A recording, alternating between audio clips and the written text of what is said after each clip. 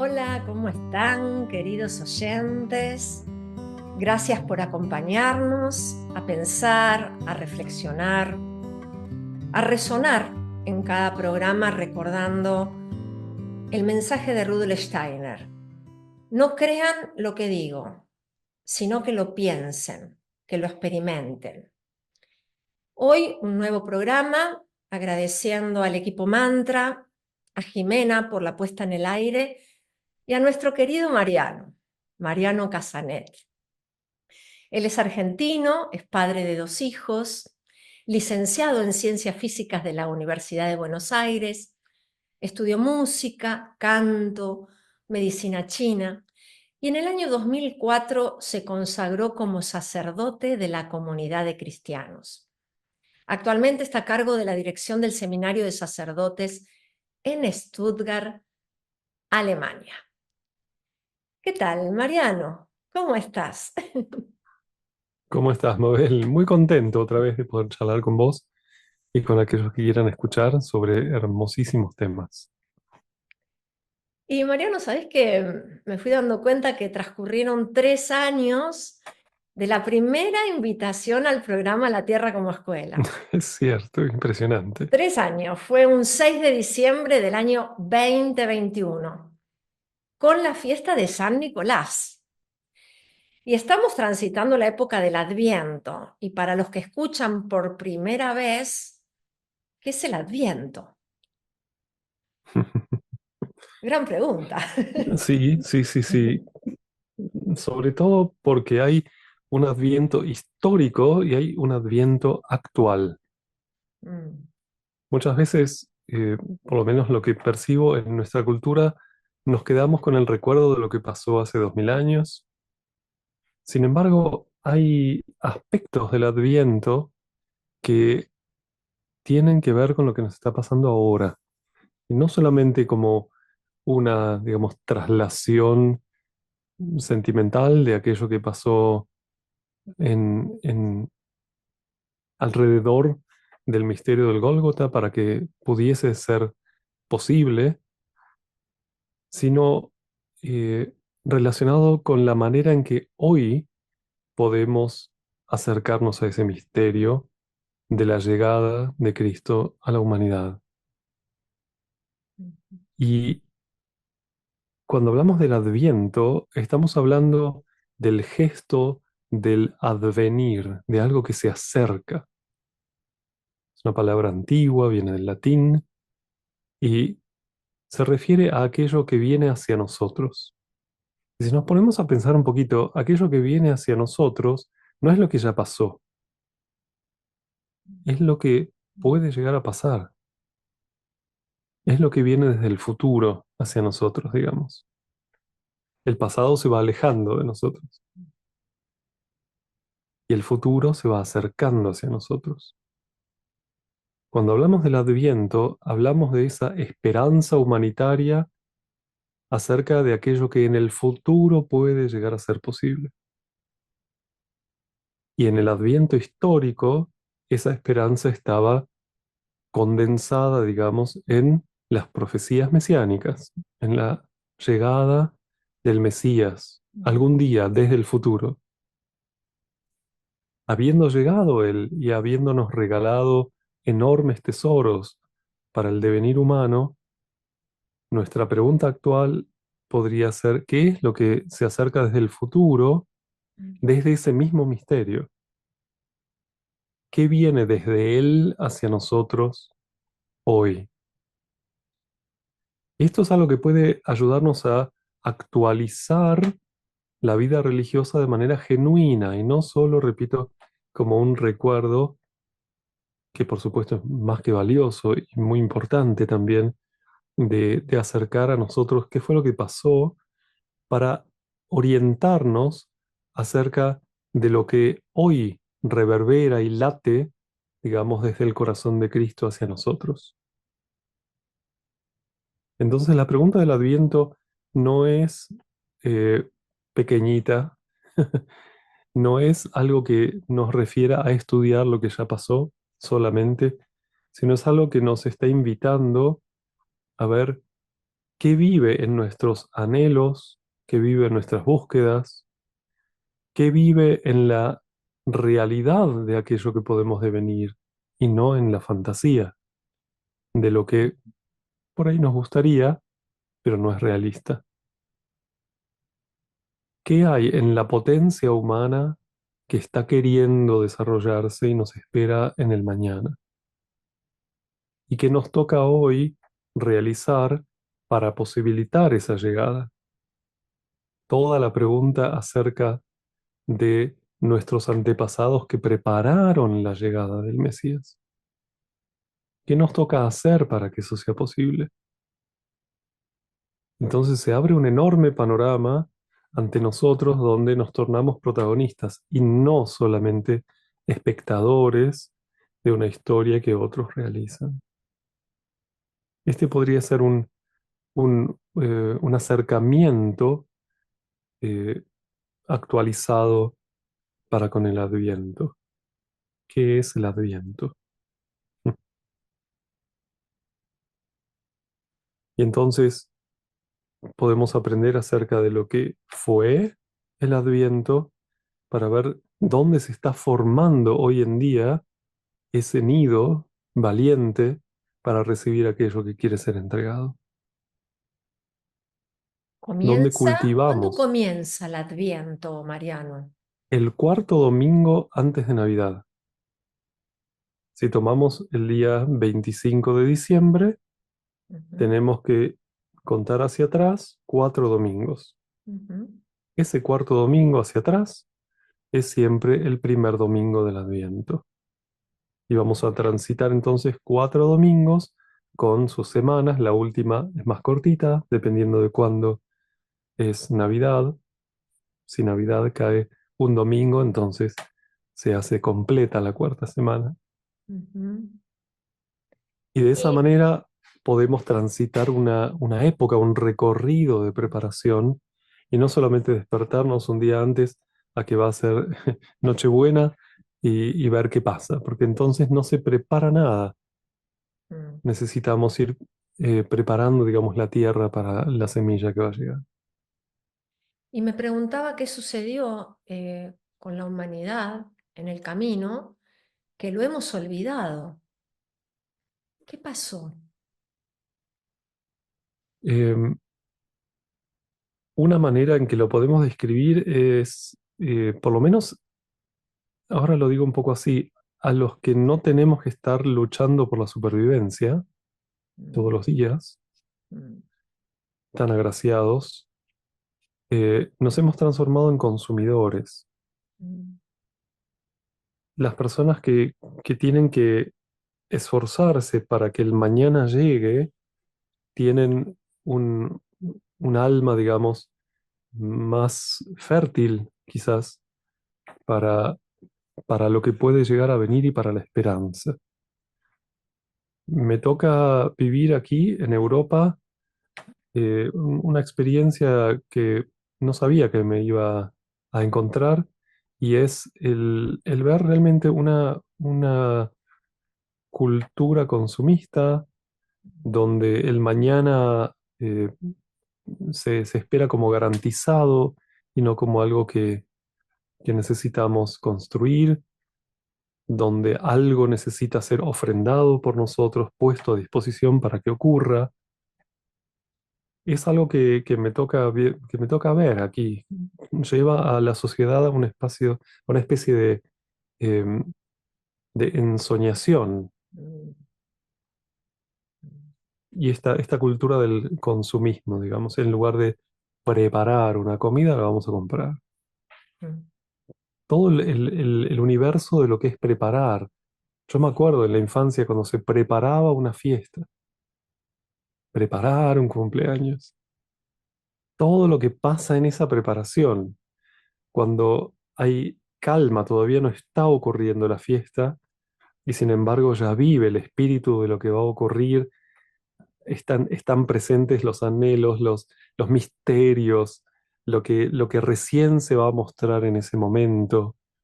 mm, Hay algo de juego sagrado en la preparación, mm, sin saber cómo va a resultar.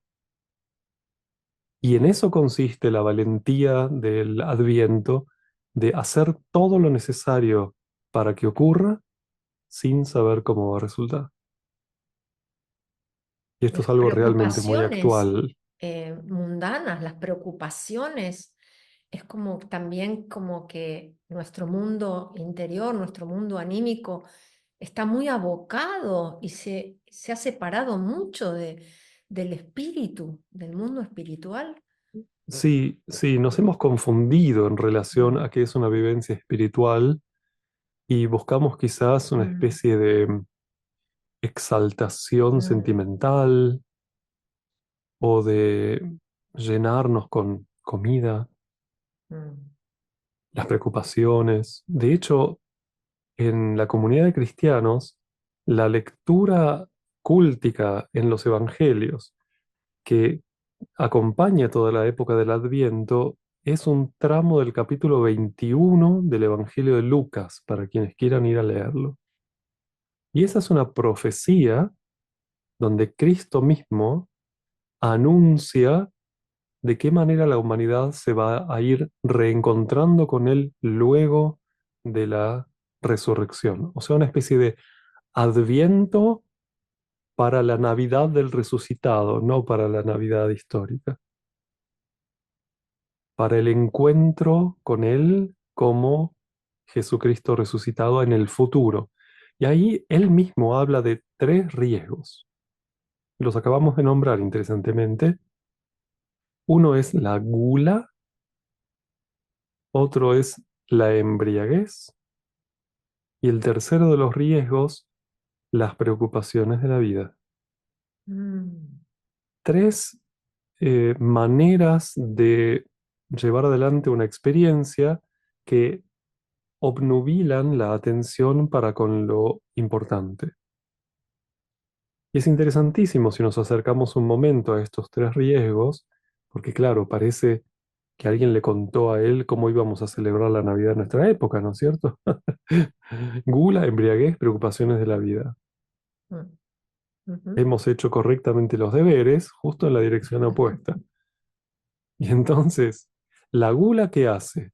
Lleva nuestras fuerzas de la voluntad a una digestión que no nutre, porque no estamos comiendo para nutrirnos si estamos golosos con Una la gula. pesadez también, Y pesa trae, por eso. supuesto, un decaimiento y una pesadez en la conciencia, no Claro. vemos más nada. Mm, Ahí vemos cómo entonces la voluntad se lleva al sinsentido, a una tarea sin sentido real, y de esa manera adormece al ser humano. La embriaguez. ¿En qué consiste la embriaguez? No es solamente tomar alcohol, es lo que se busca de esa manera, donde aparece una especie de disfrute vano. Estoy contento, pero sin estar contento. Hay mm, una especie de sentimentalismo vacío mm. que reemplaza una experiencia real de una alegría genuina. La embriaguez entonces no es solo eh, el beber alcohol, Claro.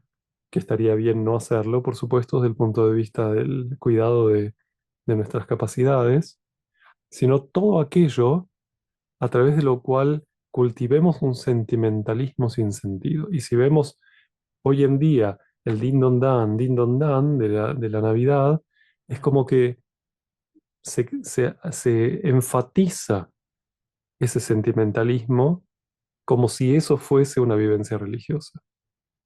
Ya Cristo dijo, "Mm, quizás no sea, no, quizás no es". Y como tercera cuestión, el pensar se ocupa de cosas que no son necesidades reales. Las preocupaciones de la vida, no las reales, sino las meras. Y entonces tenemos la gula que atormenta la voluntad, la embriaguez que atormenta y caotiza el sentir, y las preocupaciones de la vida que orientan el pensar a cosas que no resuelven. Podemos decir Entonces también vemos que se como las perdió la tres fuerzas del confianza. alma. van a otro lado, ¿no es cierto? Perdón, ¿cómo? que se perdió la confianza, porque cuando hay tanta Claro, preocupación me parece que también está como el miedo, lo que está por venir, y la confianza me parece que es una cualidad anímica sagrada también para el alma humana, para el ser humano. sí, y la confianza no se puede forzar. Yo no puedo Mm, confiar, digamos, forzadamente, sino que va apareciendo como resultado de la percepción de lo real. Ah, ahí está el suelo, puedo confiar en él, mm. puedo dar el próximo paso, etcétera. Y lo que nos pasa es que cuando está el alma obnubilada, no percibimos lo real y obviamente vamos a perder confianza en la vida y en el mundo espiritual porque no lo percibimos. Y entonces nos quedamos en esa cápsula de pseudo disfrute que dura unas horas y al día siguiente,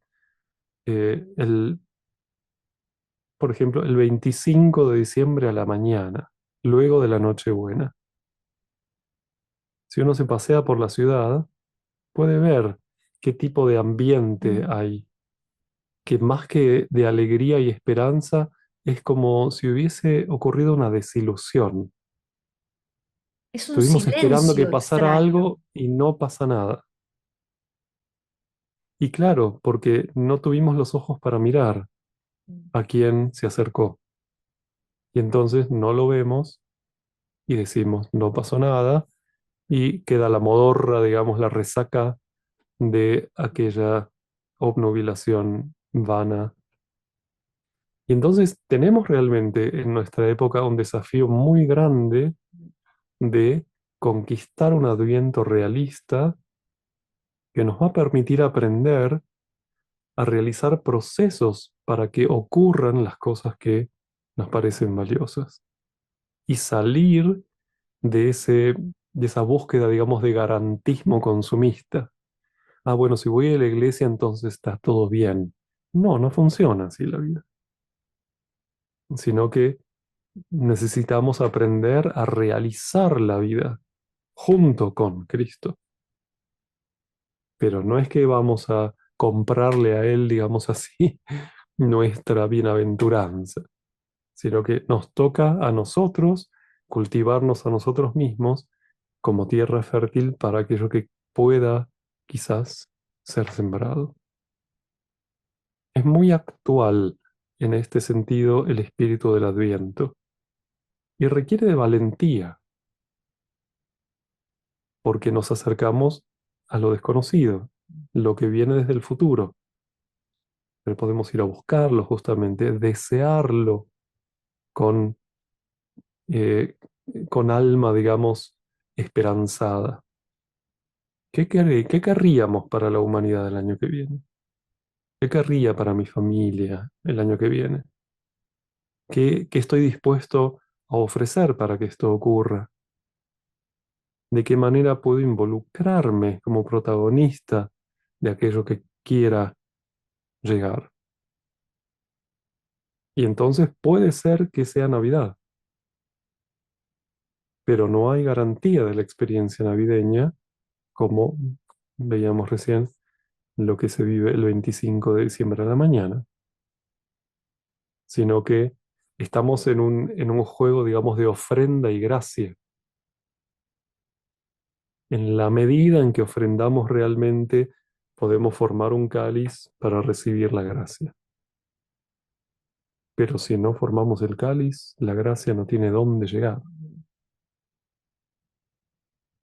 Mariano, por lo que vos estás transmitiendo, cada adviento es diferente también para nosotros, porque si estamos atentos, cada Navidad o lo que se ve ahí que nació es diferente. Y hasta nos asombramos de lo que, porque decimos, wow, ¿qué es esto? ¿No? Por lo que te escucho, porque si no es como que todas las Navidades es como brindar, pero Claro, ¿qué hacemos el mismo aconteció? jueguito, hacemos de cuenta que pasó y no Claro. pasó nada. Mm, Y justamente sí, cada adviento genera una especie de tensión en el devenir. ¿Hacia dónde? ¿Cuál va a ser el próximo paso? ¿De qué manera orientamos nuestra búsqueda? ¿Cuál es el contenido, digamos, de nuestra esperanza? ¿O es una esperanza vana? Mm. ¿Alguien ya va a resolver nuestros problemas? No, sino que se trata justamente de un llamado de Cristo a participar en este misterio como justamente la humanidad precristiana que fue con mucho esfuerzo intentando generar las condiciones para que la llegada de Cristo fuese posible. Hay muchísimo esfuerzo por parte de muchas personas del pasado para que eso fuese posible. Y gracias a Dios fue posible, pero no había garantía. Los evangelios cuentan suavemente Mm. el drama, pero si buscamos en la historia, realmente vamos a encontrar ¿Qué el ocurría, drama Mariano? mesiánico, digamos. ¿Qué ocurría en esos tiempos que se anhelaba esta presencia? ¿Qué estaban esperando? Em, bueno, tendremos que contar toda la historia precristiana, Ay, mi pero, amor, claro.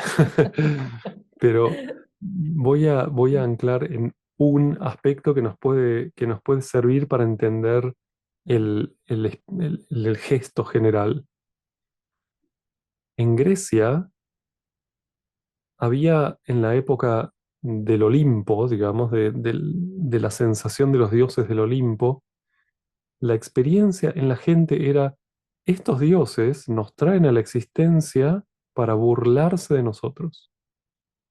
Juegan con nosotros y el juego más perverso, digamos, de estos dioses olímpicos es traernos a la vida para matarnos. Mm. No había cómo resolver el problema de que morimos. Parece raro hablar de esta manera, pero efectivamente era esa la sensación, y lo encontramos en los libros griegos.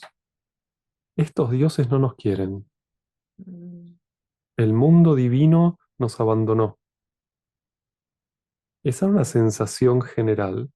Pero había en Atenas un santuario llamado al Dios desconocido. El apóstol Pablo se lo encuentra en su viaje luego a Grecia.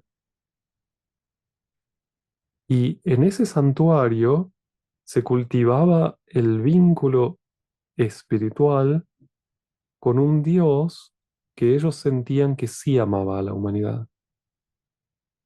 Y lo llamaban el Dios desconocido, no era parte del Olimpo, ni de todo ese universo, digamos, divino con el que se relacionaban. Era uno que se movía, digamos, entre todos ellos y allí en ese santuario, digamos, en esa cultura, vivía la profecía mesiánica, este Dios es el que nos va a ayudar. Mm. Interesantemente, el símbolo que, que vivía en ese santuario era la cruz. Y este Dios desconocido que sí ama a la humanidad, luego fue identificado, digamos, como aquel que llegó en Jesús de Nazaret. Interesante. Y el apóstol Pablo Mm. encuentra este santuario y dice, estos me van a entender. Y va y les habla y les dice, hey, ese que estaban esperando ustedes ya llegó. Y se da cuenta que en Grecia también entonces había gente que estaba despierta frente a esa llegada de este ser. Esto como una foto, digamos, de esa Mm. época, de la humanidad sintiéndose abandonada, sintiéndose perdida del espíritu y, y buscando entonces eh, la ayuda desde el mundo divino para salir de esa situación. Siglos un poquito antes de esto que ya era inminente en la época de la llegada de Cristo, tenemos los relatos de Homero, por ejemplo, donde él describe la situación de la humanidad y qué pasaba cuando una persona moría. Ya no era tan gracioso todo, era realmente una tragedia y hacía falta quien nos ayudara a salir de ese estancamiento humanitario. Ujú. Esto vivía en las esperanzas y en el anhelo de, de las personas. Y también en la tristeza y la desesperanza de aquellos que no sabían por dónde iba a aparecer, ¿no es cierto? Se puede buscar de varias maneras y en diferentes pueblos la sintomatología, digamos así, de aquella época. En los hebreos, por supuesto, muy explícito, pero es lindo buscarlo en otros lugares también para no quedarnos encerrados, por decir así, en la Biblia, Y sino que es un hecho humanitario general. hablaste, Mariano, de la muerte. Ujú. Entonces, ¿qué pasó con la venida del Cristo antes y después? Esto sería una charla para la Pascua, ¿no es cierto? Sí, ya. Pero dicho rápido, Sí, la humanidad volvió a tener esperanza, mm, gracias a la resurrección de claro. Cristo, de que la muerte ya no acababa con nosotros, Mm, que morir no era ya entrar en un ambiente de estancamiento evolutivo, sino que era poder realizar un gesto evolutivo más para un futuro que después podremos hablar si es también en la tierra o solamente en el cielo, el futuro luego de la muerte. Pero bueno, la muerte dejó de ser un encierro evolutivo para la humanidad. Y fíjate, pues, te escucho y pienso que actualmente muchos piensan que, que la muerte, con la muerte se termina todo. O sea, no se Tal puede cual. tomar la experiencia vívida del Cristo. O sea, como que con Hay la más y más muerte... personas con experiencias de muerte clínica y que son vueltas a ¿Mm? despertar y que cuentan sus experiencias Sí. de todos los ámbitos culturales, materialistas, no materialistas, de todos los niveles, digamos, de formación académica. Entonces ya no estamos en una época en la que, como decías al principio, necesitamos creer cosas, Ujú. sino que ya podemos con toda claridad estudiar estos fenómenos y darnos cuenta cuán real es lo que relatan los evangelios. Mm, Ahora, no por creerle a los evangelios, sino por la experiencia que hoy claro. podemos tener. Entonces, reconquistamos los libros sagrados antiguos desde un lugar muy nuevo, no desde el lugar de creerles lo que dicen, sino de aprender cómo describieron estos hermanos mayores Mm, que tenemos de aquella época estos fenómenos que hoy estamos aprendiendo a entender por experiencia propia. claro. Estamos en una época muy hermosa en ese sentido. Estamos volviendo a despertar a realidades que las encontramos relatadas, por supuesto, en la foto de aquella época, también en estos documentos, y podemos entender la continuidad de este proceso redentor que no terminó, Claro. sino que sigue hoy. Y en esto consiste justamente la actualidad de estas vivencias. El año litúrgico no es meramente recordatorio, son experiencias actuales que nos convocan justamente a ir hacia adelante. Y todo el año litúrgico empieza con el Adviento, con la llamada a ir hacia lo que viene del futuro. ¿Cómo celebras el Adviento, Mariano?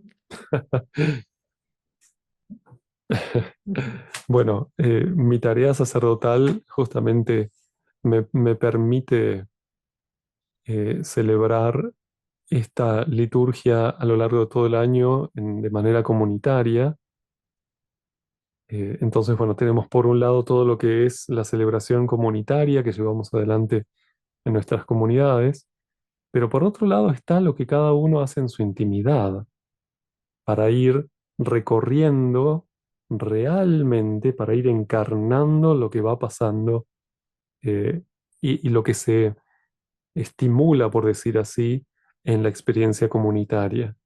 Pero no queda ahí, voy a la iglesia, después me voy y ya está, sino que es una respiración social e individual y en mi vida en particular, yo trabajo mucho con el texto de la profecía de Cristo de Lucas 21. Mm. Es un lugar a donde voy una y otra vez y encuentro siempre misterios nuevos que se abren y cotejo cómo me está yendo a mí en relación a esto. ¿Cómo me va con la gula, que no es solo comer, ¿no es cierto? ¿Dónde pongo mi voluntad? Pongo mi voluntad en cuestiones que no tienen sentido, en cuestiones vanidosas, digamos, vanas. Pongo mi voluntad en lugares que no llevan a Mm. ningún lugar, digamos, saludable. ¿Cómo ando yo con mi sentir y con mi, digamos, gozo sentimental que queda ahí? Que por un momento da una sensación de plenitud y al momento siguiente se desinfló y no hay más nada. ¿De qué manera cultivo mi sentir para que se transforme realmente en una percepción de lo más sutil, de lo profundo, y no que se agote en un gozo como equivalente, digamos, al intento de digerir lo que comí de más? Que Pero perdura, en el que sentir, perdura. claro, que se torna una capacidad para percibir lo que está pasando en el mundo de las almas. ¿Y cómo ando con mi pensar? ¿Estoy pensando realmente yo o se piensa todo el tiempo, eh, digamos, cuestiones resolutivas cotidianas y ya está? Tuve una pregunta genuina últimamente. ¿Estoy yendo detrás de algo que no entiendo? Y ahí es donde tenemos que estar un poquito dispuestos al dolor, porque sabemos cuán fuerte es sostener la búsqueda detrás de algo que no comprendemos. Entonces, bueno, yo voy viendo de qué manera, qué pasos me toca dar a mí, que me están convocando desde el futuro, amén de, como decíamos antes, el ayudarnos mutuamente y el compartir con otros charlas y eventos culturales, artísticos, cúlticos, por supuesto, que nos invitan Mm. a, a entrar en la realidad de lo que está pasando. Hay fiestas hermosas para hacer. Alguna vez hablamos de la fiesta de San Nicolás, una Mm. figura muy propia del Adviento, no de la Navidad, justamente como aquel que anuncia que efectivamente está llegando. Y entonces nos invita al último tramo de la preparación, de poner todo listo, de alistar el lugar para que pueda llegar. Ujú. Y, por supuesto, el largo camino humanitario condensado, resumido en la figura de José y María, que aparecen como representantes de todos nosotros, yendo hacia ese lugar y poniendo el cuerpo, poniendo todo lo que ellos son para que ese misterio pueda realizarse. Se la recuerda mucho más o se la tiene más en cuenta María que a José, Sí, ¿no? sí, Sí. lamentablemente hay grandes malentendidos en relación a la figura de José. Uno de ellos que hemos hablado alguna vez, me parece también, es la suposición de que él no fue el padre biológico de Jesús, Ujú. por este malentendido acerca del rol del Espíritu Santo, en lo que aparece en la anunciación de Gabriel a María. Sin embargo, si estudiamos a fondo el tema, no sé si es para hoy el abrir estos detalles para estudiarlos, porque requiere realmente de meterse Ujú. en los evangelios. La conclusión es que efectivamente él sí es el padre biológico de Jesús y cumple un rol importantísimo en el otorgamiento de las capacidades necesarias a Jesús para que el Cristo pudiese, digamos, hacer pie en su corazón. Hacía falta allí una herencia muy especial que es relatada en los dos evangelios donde se relata el nacimiento, en Mateo y en Lucas. Y digo algo simplemente cortito, los árboles genealógicos que se describen en ambos evangelios van a través de José, no de María, mostrando que efectivamente la humanidad durante siglos preparó la sangre que a través de José habría de llegarle a Jesús. Y María viene desde otro lugar a eh, compartir el misterio, también indispensable, pero de alguna manera hemos perdido el protagonismo de José, lamentablemente, y también podemos recuperarlo. Y si estudiamos bien a través de lo que relatan los evangelios, cómo, cómo describe Mateo, cómo describe Lucas el rol de José, además de su intervención biológica, vamos a ver qué importante es, especialmente en el Evangelio de Mateo, aparecen largos relatos acerca de la actividad de José. De hecho, la anunciación en el Evangelio de Mateo ocurre a José y no a María. José también podía hablar con ese arcángel y también eh, tuvo, tuvo que ponerse activo de manera consciente, no solamente subconsciente, como a veces se lo ilustra como dormido, ¿no? A José, Sabes que te sino... escucho, Mariano, y bueno, Ujú, para otros programas vamos a ver si ujú, nos adentramos en José, porque sí, me viene inmediatamente personas que en la consulta cuando pregunto, ¿quiénes pertenecen a tu sistema familiar? Pero hablando del sistema familiar acá, no hablamos del sistema espiritual o la familia espiritual, sino ¿quiénes pertenecen acá a tu sistema?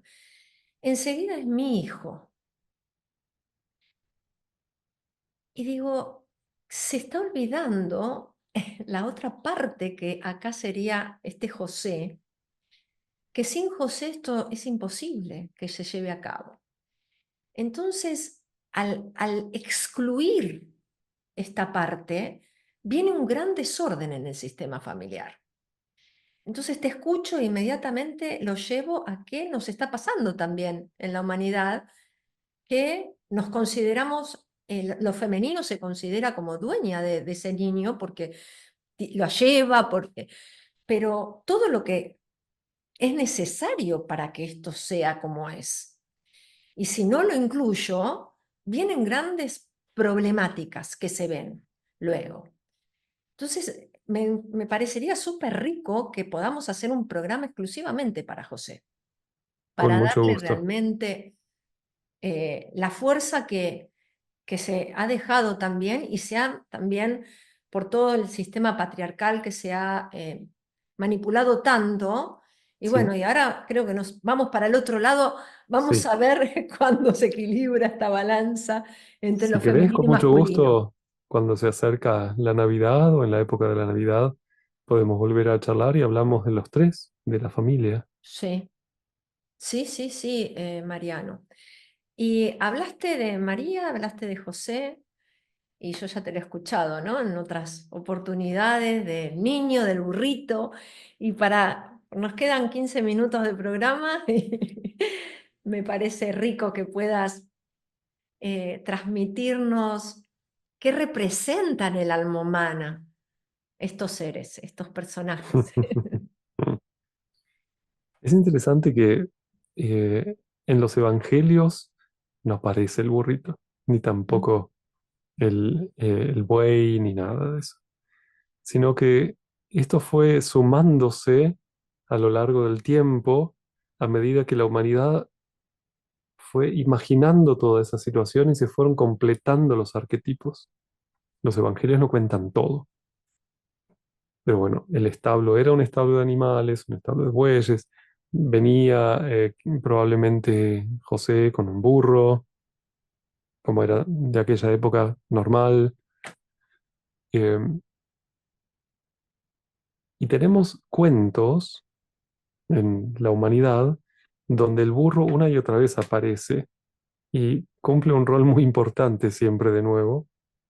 Hay un cuento conocido, Los músicos de Bremen, donde tenemos cuatro animales, un burro al que habían desechado, son cuatro seres que están como, son parias, desechados por todos, y se encuentran y se ayudan mutuamente de tal manera que cada uno encuentra su lugar en, en su vida, digamos. Y el burro es el de abajo, es el que sostiene todo y el que tiene contacto con la tierra. Y arriba se le van poniendo todos y arriba de todo hay un gallo que está despierto y mira. Sí. Bueno, estos cuatro animales de alguna manera muestran cómo está constituido un ser humano. Y el de abajo de todo es un burro. Y el burro carga, el burro lleva, el burro está en una de las profecías mesiánicas más importantes, que es la que se cumple en el Domingo de Ramos, donde el Mesías entra montado en una burra a Jerusalén, llevando al lado un burrito, hijo de esa burra, pero que todavía no había sido puesto bajo el yugo. Esta dualidad del burro que ella cargó con el yugo, el yugo para tirar, digamos, el arado o lo que sea, y el burrito que todavía no. Y Cristo entra montado en la burra vieja, digamos, pero acompañado por el burrito todavía inocente, podríamos decir así.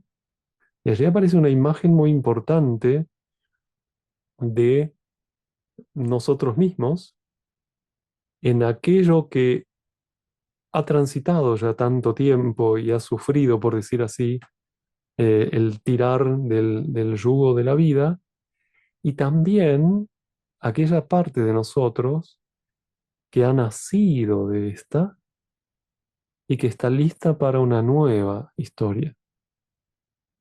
Y como Cristo se acerca entonces eh, para realizar su tarea sobre ellos. Como el Espíritu de Cristo, digamos, habita al ser humano terrenal en pos de aquello que ha de nacer en nosotros para hacer una historia diferente, ya no esclava, digamos así. Y entonces el burrito fue entrando en la historia también y está allí en la imagen del pesebre, de alguna manera siendo testigo esperanzado de lo que le va a tocar también. Hay un montón de historias Qué hermosas lindo. acerca del burrito de María. Hay un libro que se llama El burrito de María, muy precioso, donde van ocurriendo situaciones, cómo se empaca y pasa de todo. Y hay historias en el Antiguo Testamento muy importantes relacionadas también con las profecías mesiánicas, donde, donde el burro aparece como una figura clave en el desarrollo de la historia, como aquella parte nuestra que por tener los pies en la tierra puede ver la realidad. Y el que lo monta vive en su fantasía e ilusión. Pero el burro va y se da cuenta dónde está el precipicio, ve un ángel, está atento a lo real, digamos. Y entonces, bueno, la humanidad fue trayendo ese arquetipo del burro al misterio de la Navidad con mucha razón.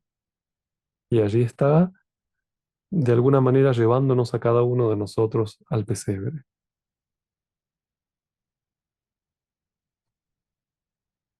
Y María, y el niño y María, así muy chiquitito, ¿qué representa? Bueno, por supuesto, a ver, ninguno de ellos representa para empezar nada, sino que son seres humanos muy concretos que Mm, llevaron adelante tareas enormes.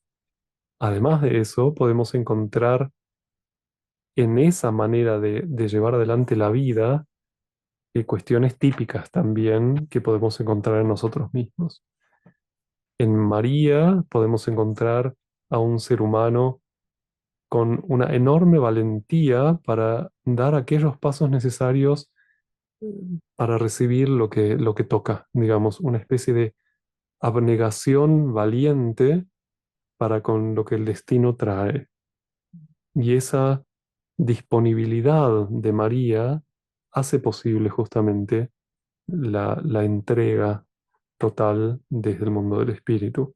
Entonces María se fue transformando en una especie de eh, hermana mayor que nos ayuda a desarrollar esas cualidades en nosotros mismos. Hoy en día se habla del alma mariana como aquella alma que se abre para recibir al Espíritu de Cristo. Se fue transformando en representante de, de esta disponibilidad, de esta ofrenda.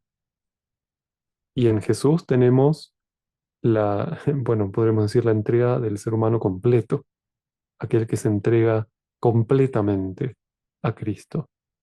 En María y en José tenemos a los predecesores de ese paso y también hemos de transformarnos en alguien como Jesús, en alguien que puede eh, ponerse en camino de tal manera que Cristo pueda acercarse a nosotros y realizar la gran ofrenda en nosotros.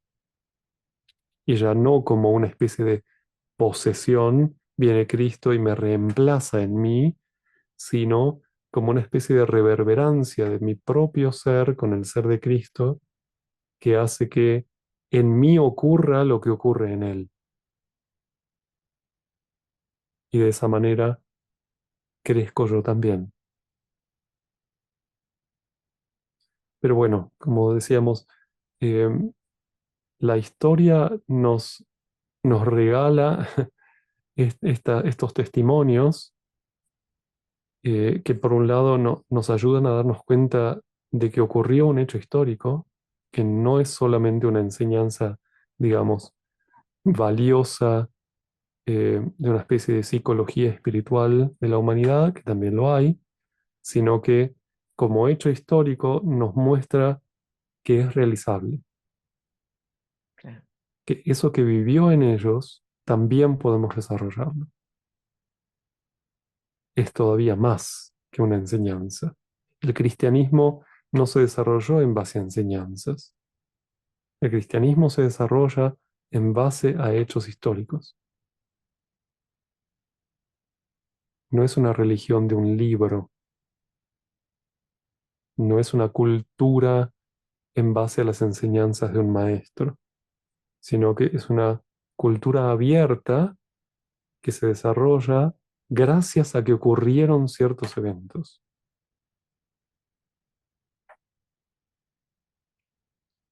Mariano, ya nos quedan pocos minutitos y como cierre, ¿qué anhelas para la humanidad en este adviento? Em, bueno, muchas cosas, pero una que me parece muy central y que podría ser clave para que todas las demás también puedan ocurrir, y es que nos volvamos a dar cuenta que podemos relacionarnos con la verdad Mm, mm, y que no hay solo opiniones, mm.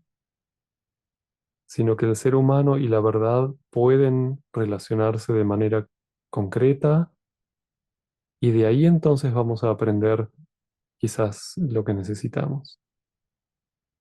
Pero ese es un problema que yo veo hoy en día muy eh, por todos lados, que las personas dejan de buscar lo verdadero, lo que es, y reemplazan eso por algún deseo, lo que me gustaría que fuese, pero no es. Entonces se pierde la capacidad para llevar adelante actos que puedan realizar lo que quiero. Pero antes necesito darme cuenta que lo que es. Así que si puedo plantear un deseo es que nos atrevamos a relacionarnos con la verdad. Muchas gracias, Mariano. Muchas, muchas Con gracias. mucho gusto. Nos volvemos a encontrar el próximo lunes a las 16 horas Argentina, cuando presentemos La Tierra como escuela. Muchas, muchas gracias.